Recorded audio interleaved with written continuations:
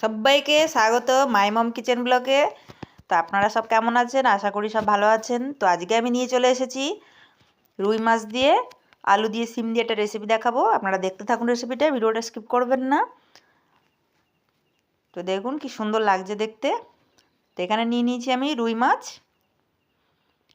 আমার রুই মাছটা পরিষ্কার করে ধোয়া হয়ে গেছে। তো এখানে আমি নিয়ে নিয়েছি দুটো আলু, একটা পেঁয়াজ নিয়ে নিয়েছি, 3-4 কোয়া রসুন নিয়ে নিয়েছি, আদা, দুটো টমেটো, আর এখানে নিয়ে নিয়েছি কিছু কালো শিম।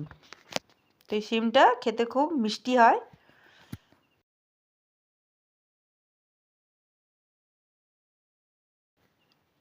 শিমের মধ্যে রয়েছে ভিটামিন ভিটামিন বি আর ভিটামিন সি।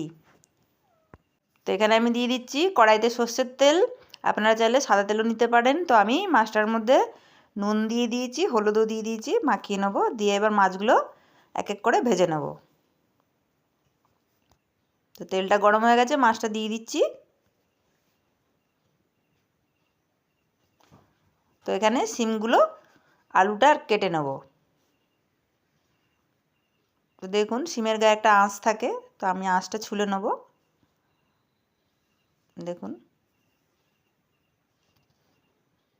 তো মাছগুলো আমার এক পিঠ হয়ে গেছে, আমি উল্টে দিচ্ছি।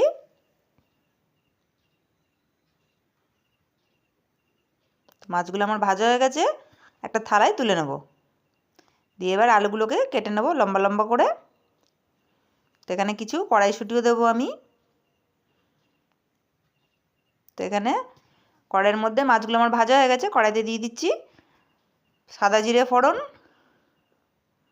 তো এখানে আলুটা আর শিমটা আমি ছেড়ে দেবো তেলের মধ্যে, দিয়ে একটু ভাজা ভাজা করে নেব।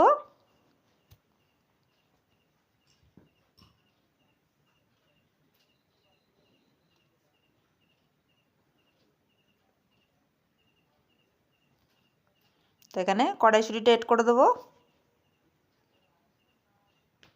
তো শীতের এরকম মাছের ঝোল খুবই খেতে ভালো লাগে। আপনারা করে খেয়ে দেখতে পারেন। কেমন লাগলো অবশ্যই কমেন্টে বলবেন।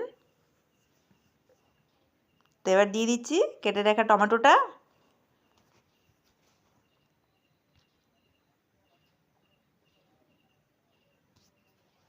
দিয়ে দিচ্ছি হলুদ 1 চামচে,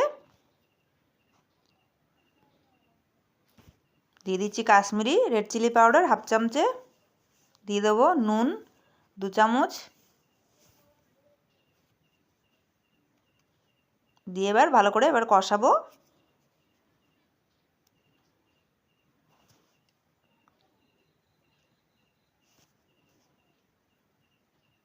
তো যে মশলাটা আমি পেস্ট করেছিলাম ওটাকে দিয়ে দেবো। তো এখানে আমার আছে একটা পেঁয়াজ, 3-4 কোয়া রসুন দিয়েছি, দুটো কাঁচা লঙ্কা দিয়েছি, আর দিয়েছি গোটা জিরে, গোটা ধনে 1 চামচে, আর দিয়েছি 1/2 চামচে কালো সর্ষে। দিয়ে এবার এটাকে কষাবো ভালো করে।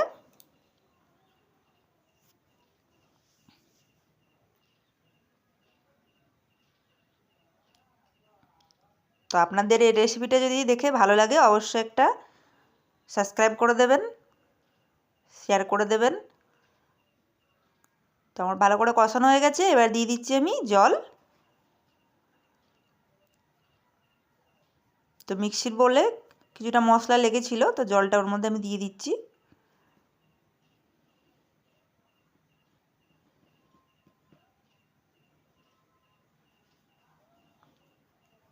তো দেখুন ঝোলটা আমার হয়ে এসছে, দেখুন আলুটাও সেদ্ধ হয়ে গেছে, শিমটা সেদ্ধ হয়ে গেছে। তো মাছগুলো এবার আমি ছেড়ে দিচ্ছি ঝোলের মধ্যে। দেখুন কি সুন্দর কালার হয়েছে। তো এখানে কিছু কেটে রাখা ধনেপাতা দিয়ে দেবো আমি।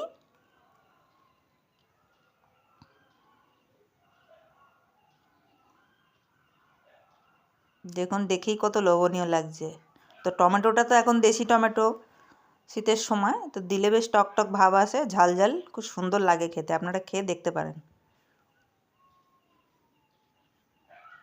দেখুন ধনেপাতাটা দিয়ে আবার টকবক করে ফুটিয়ে নিচ্ছি।